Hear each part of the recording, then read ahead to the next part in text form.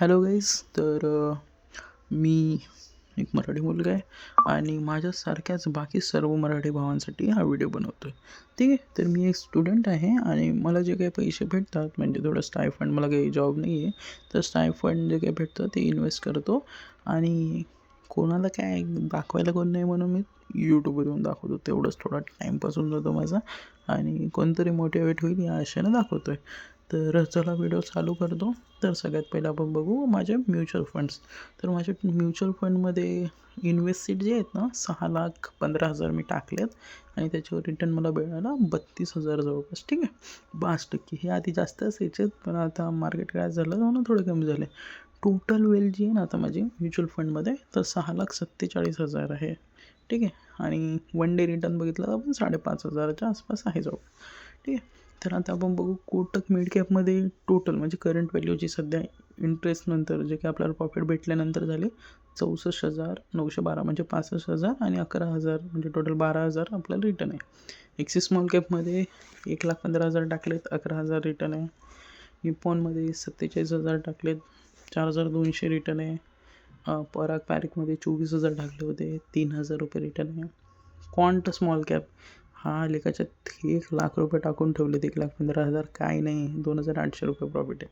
कॉन्टेकमध्ये 56,000 टाकलेत, 434 रुपये रिटर्न आहे फक्त.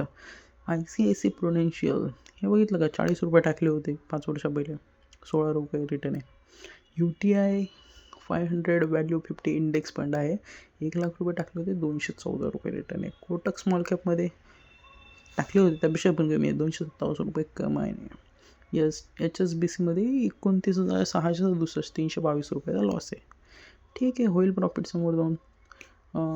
मोतीलाल ओसवाल स्मॉल कॅपमध्ये 64,300 दाखवत आहेत, 700 रुपयाचा लॉस आहे, 65,000 टाकले होते. ठीक आहे. तर आता आपण बघू की माझ्या स्टॉक्स कसे करत आहेत. सगळे पैसे जवळपास आत्ताच टाकलेले आहेत, त्याच्यामुळं काही जास्त रिटर्न आहे नाही आपल्याला, आपले आता लेटेस्टच पैसे आहेत. ठीक आहे.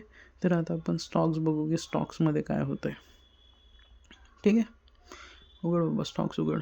तर स्टॉक्समध्ये टोटल आता झाले 7,34,374 रुपये आणि आजचा डे प्रॉफिट झाला 10,000 रुपये. ठीक आहे, म्हणजे 9,500 समथिंग. ठीक आहे, 1,32,000चा वन डे रिटर्न. समजलं का भावांनो? चला पुढे पुढे चल. तर काय पुढे चल ना प्लीज. हां, गुड. तर जसं की आपण बघितलं अल्फा ETF मध्ये 22,000चा प्रॉफिट आहे आपल्याला, 10% रिटर्न.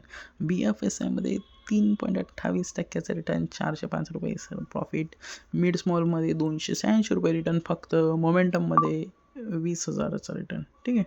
त्याच्यानंतर राजेश एक्सपोर्टमध्ये माझे 10,000 रुपये गेलेत आणि स्मॉल कॅपमध्ये 850 रुपये गेलेत. ठीक आहे, इट्स ओके, होतील. लेट वेट आणि बघू काय होतं आहे. तर टोटल वेल्थ आता झाली 13,81,600 आणि आजचा रिटर्न जर बघितला टोटल रिटर्न झाले 70,620 रुपये. बघू आता समोर वाढतात खपतात काय होतात, म्हणजे काय होतील तुमच्यासोबत नक्की शेअर करेल, कारण दुसरं कोणी आहे पण नाही आपल्याला शेअर करायला. ठीक आहे, चलो बाय.